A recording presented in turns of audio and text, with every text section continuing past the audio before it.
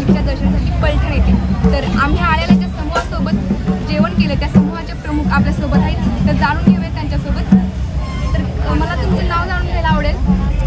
माझं नाव मारुती रामनू रेड्डी, धर्माबाद सिद्धेश्वर पायी दिंडी धर्माबाद येथून आम्ही आलेलो आहोत आणि या ठिकाणी फलटण मुक्कामाच्या ठिकाणी आम्ही या ठिकाणी सुभाष ननावरे यांच्याकडे आम्ही राहतो। तर या पालखी तुम्ही किती वर्षापासून इथे घेऊन येत आहात? आमचा हा जवळपास रेग्युलरचा हा 20वा वर्ष आहे। आपण कुठून आला आहात? आम्ही धर्माबाद जिल्हा नांदेड या ठिकाणी।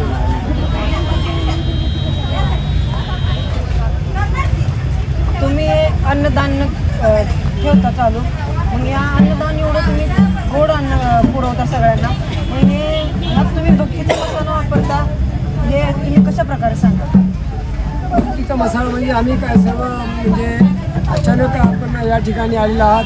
बाळगोपाळ म्हणून आपण ह्या वारीमध्ये काही अशा याच्यासाठी जे वारकरी येतात आणि हे भक्तिमय वातावरणामध्ये आम्ही आमच्याकडून जे काय आमच्यातलं अन्नदानाचं हे आहे आम्ही अशा पद्धतीनं सर्वांना देतो।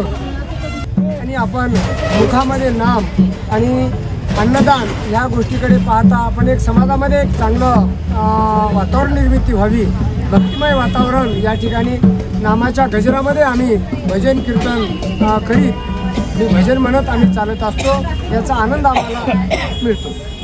आपण बघतच असतो की आपलं हे आयुष्य किती घाईघाईचं आहे, त्यातूनही वेळ काढून तुम्ही ते ह्या वारकऱ्यांसाठी 20 वर्ष झालं अन्नदानाचा सोहळा करताय, तर तुम्हाला कसं वाटतं?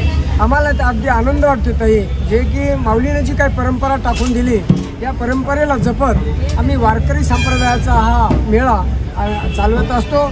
आणि जी काही प्रपंचामध्ये धक्काधक्कीच्या जीवनामध्ये काही गोष्टी आपण इकडे तिकडे येतो, पण आम्हाला मुलं लवकरी पाठवा माऊलीच्या उक्तीप्रमाणे पुढच्या वर्षीचं मूळ यावर्षी आम्हाला हुरहुर लागत असते। वारी येऊन आली म्हणजे हुरहुर, आपलं जे काही काम नित्यनेमाचं प्रपंचातलं असतं, बी बियाणं लावणे शेतीचे कामे पाहून सुद्धा आम्ही त्याच्यातला फावला वेळ काढून अगदी 20-22 दिवस आम्ही माऊलीसाठी वेळ देतो।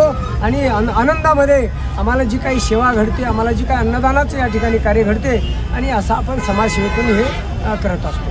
तर आपण बघतो की दरवर्षी अगदी नव्या उत्साहाने हे लोक इथे अन्नदानाचा सोहळा करत आहेत, तर मला विचारायला आवडेल की हे अन्नदान कोण करतं? ही काही दानी मंडळी असते।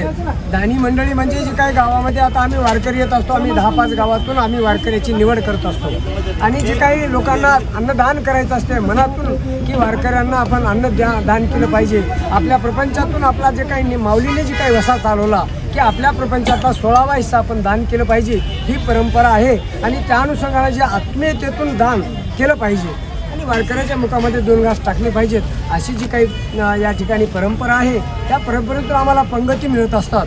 आणि ती पंगती आम्ही कोणाला मागत नसतो, पण जे होऊन दिलेले दान असते त्या ठिकाणी आम्ही सर्वांच्या मुखामध्ये टाकत असतो आणि नामाच्या गजरामध्ये चालत असतो। तुम्हाला ह्यामध्ये कधी थांबावं असं वाटतं किंवा थकल्यासारखं वाटतं का? नाही, आजीवन असं चालूच राहणार आहे। आणि माऊलींनी जे काही चालवलंय अजून याच्यामध्ये दरवर्षी वारकऱ्याची वाढ होत असते। आम्ही पाहतो आमची अगदी आधी ज्यावेळेस आम्ही सुरुवात केली त्यावेळेस आमच्याकडे 20-25 वारकरी असायचे, आज आमच्याकडे 200 वर्ष। आम्ही लोकांना म्हणतो बाबा आता आमची कॅपॅसिटी 2 गाड्याची 4 गाड्याची, आम्ही यावर्षी अचानक आम्ही 1 गाडी वाढवली। लोकांमध्ये कसं आहे, हे जीवनामध्ये आल्याच्या नंतर आपण वारी केली पाहिजे।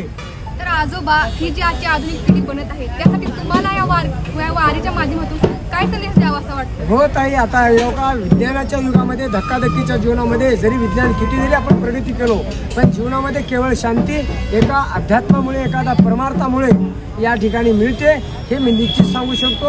आणि ह्या क्षेत्रामध्ये जे काही लोक आले त्यांचं भविष्य फार उज्ज्वल झालेले आहे, त्यांच्या मनाला अगदी शांती मिळालेली आहे आणि त्यांचं जीवन उदं होते, हे मी अनुभवाने सांगतो।